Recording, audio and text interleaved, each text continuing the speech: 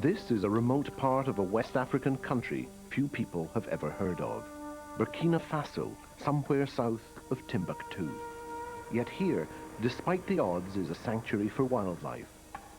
A safe and productive haven that stands where once there was but a barren, thirsty, empty land they called Nzinga.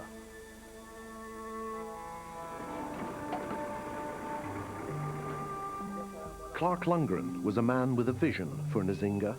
Son of Canadian missionaries, Clark was brought up here. As a boy, he fell in love with the animals of the bush. As a man, he came to trust and respect the village people. Together, they would forge a pact that would bring this parched African savanna back to life. In the relentless summer sun of West Africa, life hangs by a thread. If you're out here in the heat, it's so dry you'll need 2 gallons of drinking water just to make it through every single day. Without it, in this inhospitable land, nothing survives for long, human or beast. Water is the key. And yet that key ensures a rich web of natural life in the Nzinga Wildlife Reserve in the south of Burkina Faso.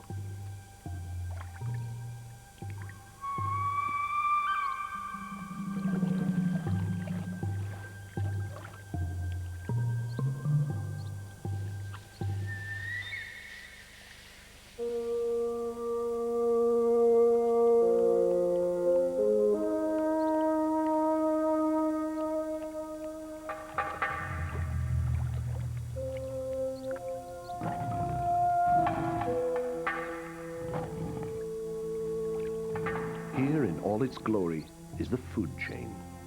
The hunters and the hunted mesh together in a natural tapestry that's evolved over thousands of years. A system of ruthless checks and balances, each species clinging to a precarious position for its very being. The savanna ecosystem that in a perfect world ticks over like a well-tuned machine.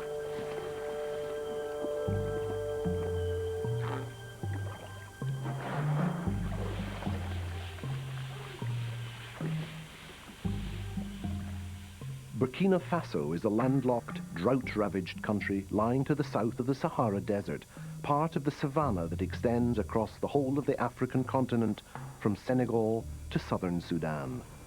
The Nzinga Reserve, 1,800 square miles of dry bush, lies a stone's throw from the Ghana border.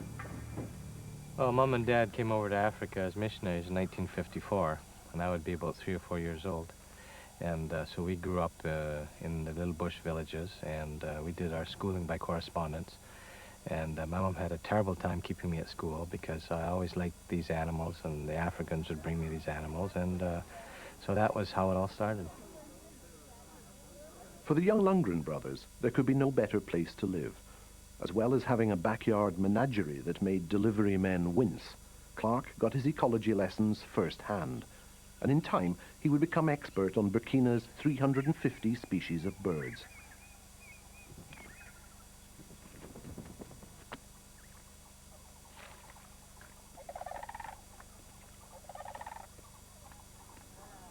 It was a remote area of tiny villages. Drought and famine were never far away.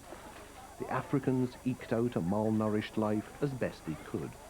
But still, the rural population was surging ahead. And that was not good news for the wildlife. It was very high wildlife populations back in the 50s. And starting in the 60s, the poachers began concentrating on this area. In fact, when we came here, we did this route on horseback. We spent 10 days on horseback, came up to this hill you see over here. And in 10 days, we saw about 2 animals. The wildlife had been hunted almost to the point of no return, and Clark Lundgren knew that something must be done fast. The entire ecosystem of the area was at grave risk. Poachers would slip into Nzinga from Ghana, set up their camps and proceed to wipe out the wildlife. The meat would then be smoked and then shipped south to the coast for sale.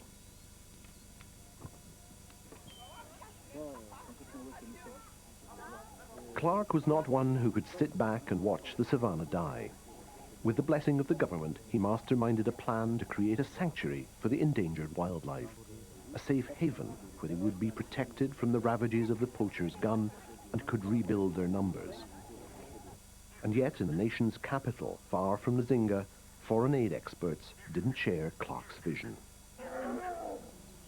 The United Nations Development Officer here in Ouagadougou told me wildlife is history in West Africa. In 10 years, there won't be a wild animal left. When I talked to the World Bank people here in Ouagadougou, they said, well, you know, wildlife is like a garbage can. You dump money in, and nothing good comes out. But Clark knew that the villagers who were vital to the plan would give him their support. Their livelihood depended on it. These men are born hunters. The antelope skulls symbolize the wildlife that they respect and on which they depend. At every opportunity, they reenact noisy and colorful displays that celebrate their hunting heritage.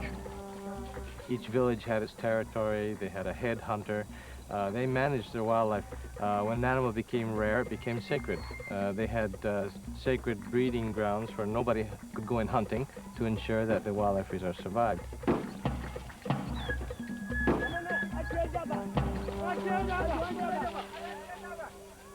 But the old systems had broken down, and these people, like the wildlife, needed help. Clark offered the village hunters a deal. Help us protect these animals. Help us recreate a sacred inner sanctum where the antelope and the warthogs can peacefully renew their numbers. And then you will share in an annual harvest.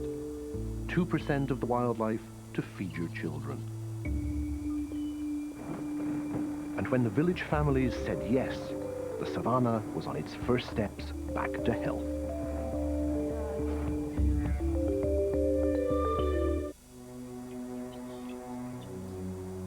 The idea to concentrate on encouraging wildlife rather than developing traditional farming raised a few eyebrows amongst the international development experts in Burkina. But from experience, Clark knew that the traditional farm livestock couldn't take Burkina's brutal climatic conditions as well as the local fauna. We had severe drought here in 72 and 73, and during that time I had a fenced backyard with about 4 or 5 antelope species and other wild animals. At the same time, we had some goats and sheep, and it was so obvious the cattle, goats, and sheep had disease, they were dying, the drought definitely had an impact on them, and yet the antelope that we kept in the pens were doing fine. That observation was to be the inspiration behind Clark's vision for Nzinga.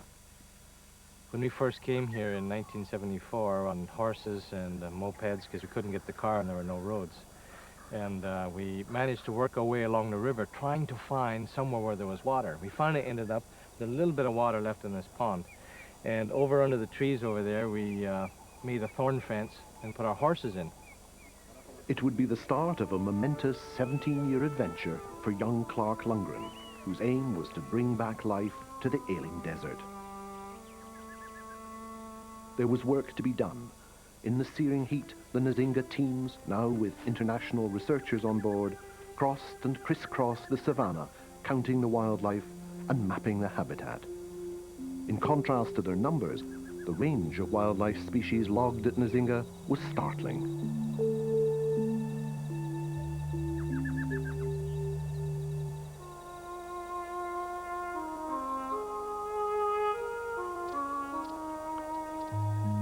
In common with the rest of Africa, there are no deer at Nzinga, but taking their place are a huge array of antelope species. When Clark Lundgren sees a herd of hartebeest, there's no hiding his excitement. At one time, the animal was spread far and wide across the African continent, but the common hartebeest found at Nzinga now ranges only across the swath of savanna that stretches from West Africa to Ethiopia. Their morose expression belies their evolution from the same forebears as domestic cattle. Centered round a waterhole, they live in small herds comprised of 1 male and up to 15 females. As with all the African antelopes, the chief natural predator is the lion. They're not common in South Burkina, having been harried almost to extinction. But from time to time, one might just appear.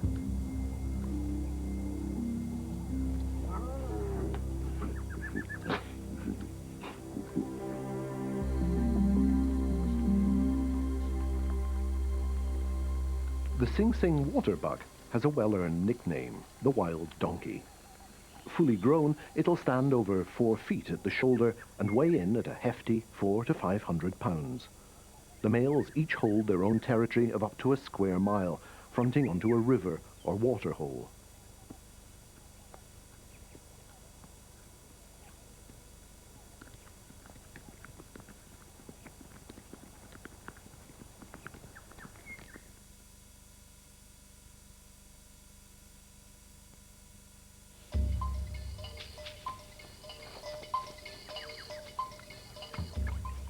The Guinea baboon is the largest primate in Burkina. Baboons are monkeys that have forsaken living in the trees and roam over their territory in highly organized troops, with up to 50 members. In this well-defined hierarchy, every baboon knows its place.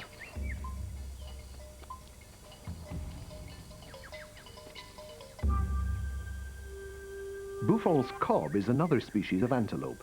It had originally been wiped out by the illegal poaching. But at Nzinga, some males and females were reintroduced from other parts of the country and with a little coaxing, settled back into their natural habitat.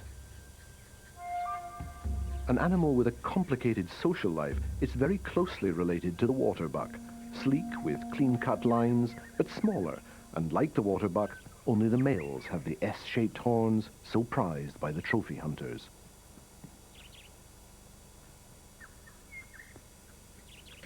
Of all the world's animals, the ugliest must be the warthog, a member of the pig family. Adult warthogs are utterly fearless and will stand up to leopards and cheetahs and even elephants using their ferocious tusks. Several breeding females live together in an extended family, sharing a large, cool underground burrow and communally protecting their young. Like domestic pigs, they're omnivores, although by choice, they're grazers. In the heat of the day, they'll cool off with a good communal wallow and a prolonged, relaxing mud bath. Of course, the greatest wallower of all is here too. Africa wouldn't be Africa without these wild and majestic creatures, and yet at one point in Nzinga, the unthinkable almost happened. Elephants were almost completely wiped off the face of the savannah. The Nzinga elephants were down to a mere 40 or so animals. But it wasn't the ivory that the poachers were looking for.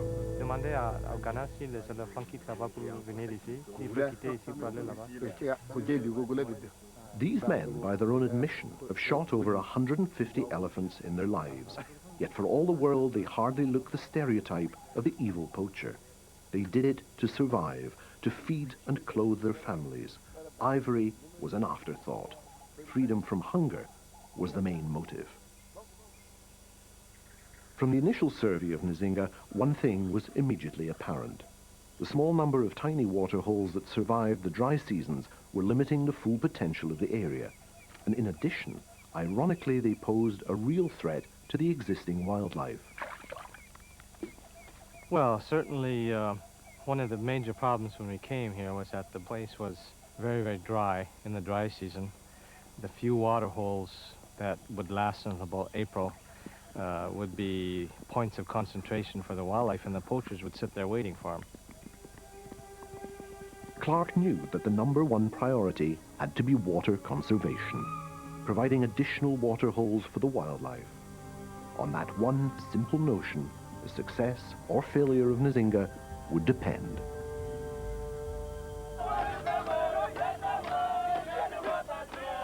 At Nzinga, building the dams was to be the Lundgren brothers' great leap forward and an unforgettable experience. There would be about 200 or 300 people at some of the sites, and they would work in 45-minute shifts, and each group would sing, have a choir leader who would sing, and the rest would chant and chop, and so it was quite a circus. The locals really loved it because it was quite the scene to be at.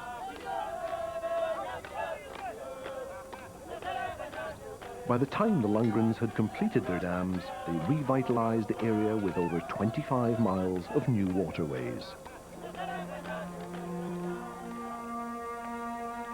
Nzinga's rebirth was underway.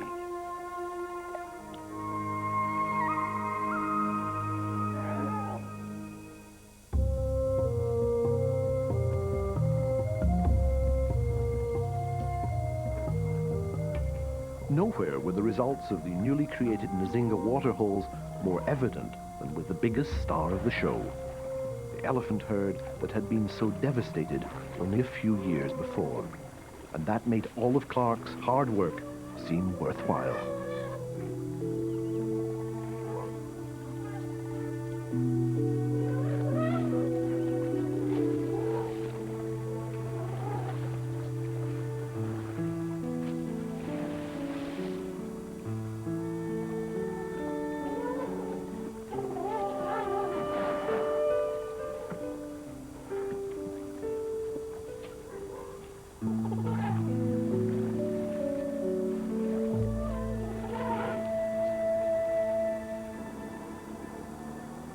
With the wildlife population now beginning to recover, Clark and the Nzinga team turned their attention to the other main plank of their conservation efforts, anti-poaching patrols.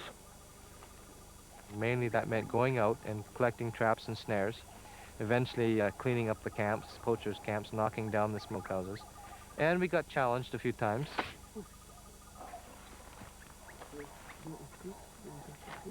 And it was a game of bluff. The guy that talked the longest and strutted and waved the most guns around were the ones that carried the day. And gradually then the government got behind us, and we got game wardens working with us, and we had patrols, and that way we were able to take over the area and clean out the poaching, and the game started building up.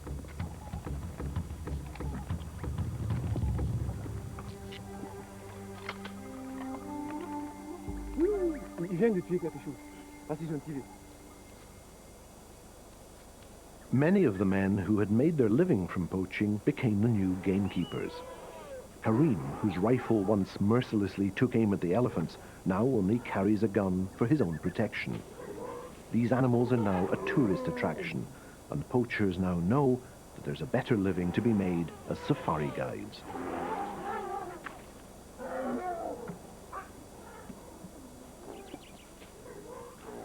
Well, there's probably about 350 to 450 elephants, and they are better protected here than many other places in the surrounding area, so they tend to be quite happy here.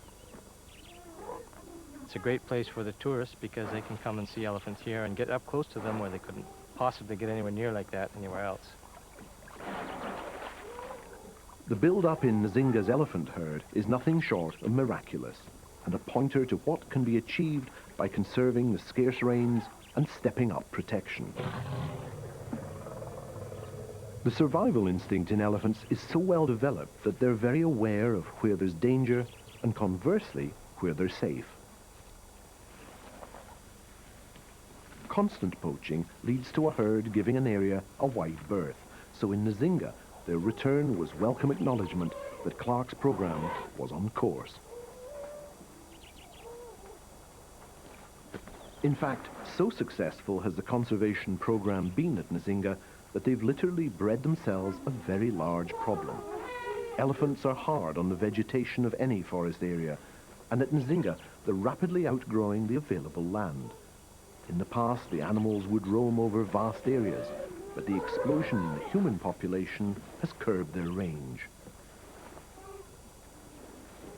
But the Burkina government knows that it's these animals that are the basis of potential ecotourism here, and are presently trying to find the elephants more room nearby.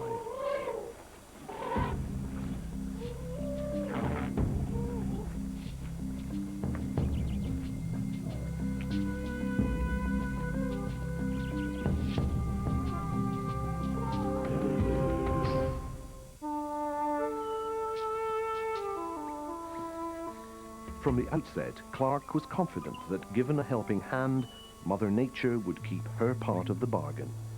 All she needed was to be left in peace and given a little time.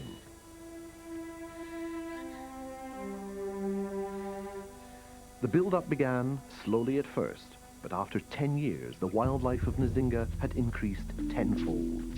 Once again, the international development experts had underestimated local knowledge and Mother Nature. The warthog's mating season begins around May, when the rains have transformed the savannah into a green carpet. The males, who live separately from the females, strut their stuff like piggy sumo wrestlers, kicking the proverbial sand in their rivals' faces in search for a mate.